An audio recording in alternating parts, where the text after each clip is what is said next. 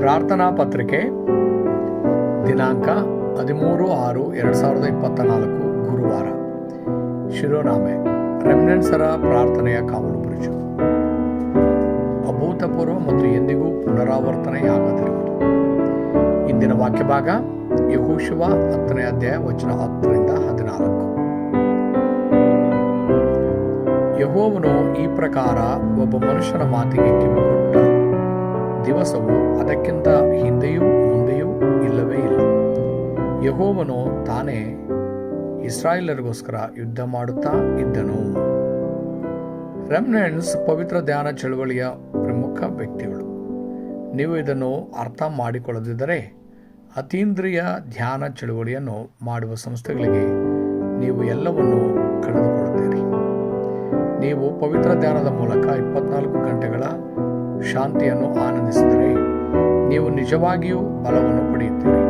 ಹಾಗೆ ಮಾಡುವಾಗ ದೇವರ ರಾಜ್ಯ, ಇದು ಸತ್ಯವೇದದಲ್ಲಿನ ಮಹಾನ್ ವಾಗ್ದಾನ ಮತ್ತು ಉತ್ತರ ಬರುತ್ತದೆ ಮತ್ತು ಯಾರೂ ತಡೆಯಲಾಗದ ಮೇರುಕೃತಿಗಳು ಹೊರಹೊಮ್ಮುತ್ತವೆ.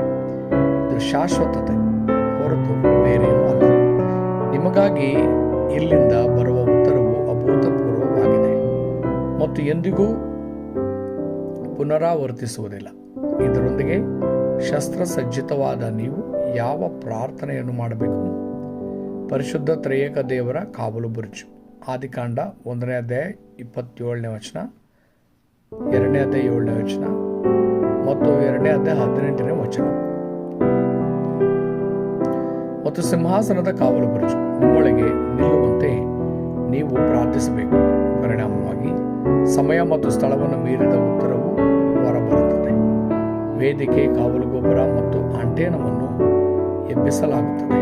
ಪರಿಣಾಮವಾಗಿ 237 ರಾಷ್ಟ್ರಗಳು ಸಾಧ್ಯ ಮತ್ತು ದೇವರಿಂದ ರಚಿಸಲ್ಪಟ್ಟ ಮಾರ್ಗಸೂಚಿಗಳನ್ನು ಅವುಗಳಲ್ಲಿ ಕೆತ್ತಲಾಗುತ್ತದೆ.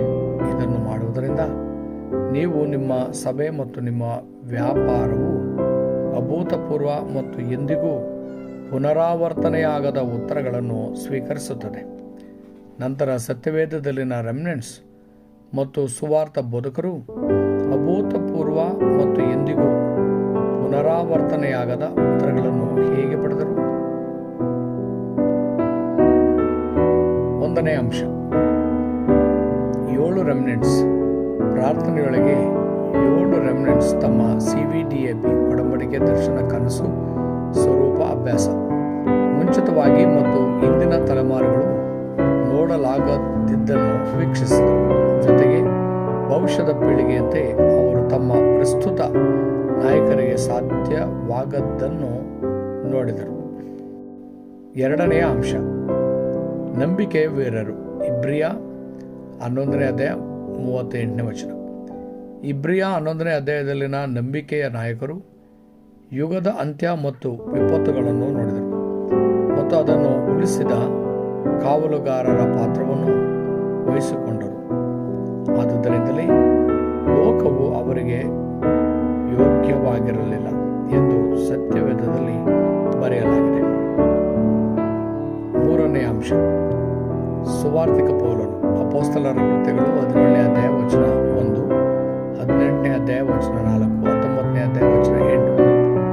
ವಿಪತ್ತುಗಳು ಮತ್ತು ಕತ್ತಲೆಯಿಂದ ಹೊರಬರುವ ಮಾರ್ಗವು ಕೇವಲ ಕ್ರಿಸ್ತನು ಎಂದು ಅಪೊಸ್ತಲ ಪೌಲನಿಗೆ ತಿಳಿದಿತ್ತು. ಅವಶ್ಯಕತೆ ಇದಲ್ಲದೆ ಆರಾಧನೆ ಮತ್ತು ಪ್ರಾರ್ಥನೆ ಏನು ಎಂದು ಅವನು ತಿಳಿದಿದ್ದನು. ರೆಮ್ನೆಂಟ್ಸ್ ಆರಾಧನೆ ಮತ್ತು ಪ್ರಾರ್ಥನೆಯ ಬಗ್ಗೆ ಆಧ್ಯಾತ್ಮಿಕ ಮತ್ತು ವೈಜ್ಞಾನಿಕವಾಗಿ ಏನನ್ನಾದರೂ ಕಂಡುಹಿಡಿಯಬೇಕು.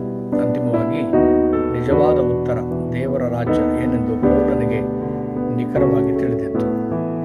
ಪ್ರಾರ್ಥನೆಯ ಲಯದಲ್ಲಿ ರೆಮ್ನೆಂಟ್ಸ್ ತಮ್ಮ ಅಧ್ಯಯನದ ಲಯವನ್ನು ಸಮತೋಲನಗೊಳಿಸಬೇಕು. ಹಾಗೆ ಮಾಡುವುದರಿಂದ ಅಭೂತಪೂರ್ವ ಮತ್ತು ಪುನರಾವರ್ತನೆಯಾಗದ ಉತ್ತರ ಬರುತ್ತದೆ. ರೆಮ್ನೆಂಟ್ಸರನ್ನು ಮೋಸಗೊಳಿಸದಿದ್ದರೆ ಮತ್ತು ವಾರ್ತೆಯು ಬಲ ಮತ್ತು ಪ್ರಾರ್ಥನೆಯ ರಹಸ್ಯವನ್ನು ಆನಂದಿಸಿದರೆ ಪ್ರಪಂಚದ ಸುವಾರ್ತೀಕರಣ ಸ್ವಾಭಾವಿಕವಾಗಿ ಸಂಭವಿಸುತ್ತದೆ. ಒಡಂಬಡಿಕೆ ಪ್ರಾರ್ಥನೆ. ಆತ್ಮೀಯ ದೇವರೇ, ಪ್ರಪಂಚದಿಂದ ಮತ್ತು ಜನರಿಂದ ಬರುವ ಮಾತುಗಳಿಂದ ಮೋಸ ಹೋಗದಿರಲು ನಿಮ್ಮ ವಾಕ್ಯವನ್ನು ದೃಢೀಕರಿಸಲು ನನಗೆ ಸಹಾಯ ಮಾಡಿ. ಜಗತ್ತನ್ನು ಮತ್ತು ಸಭೆಗಳನ್ನು ಉಳಿಸುವ, ಕ್ಷೇತ್ರವನ್ನು ಉಳಿಸುವ ಉತ್ತರಗಳ ಬಾಗಿಲನ್ನು ಆನಂದಿಸಲು ದಯವಿಟ್ಟು ನನಗೆ ಸಹಾಯ ಮಾಡಿ.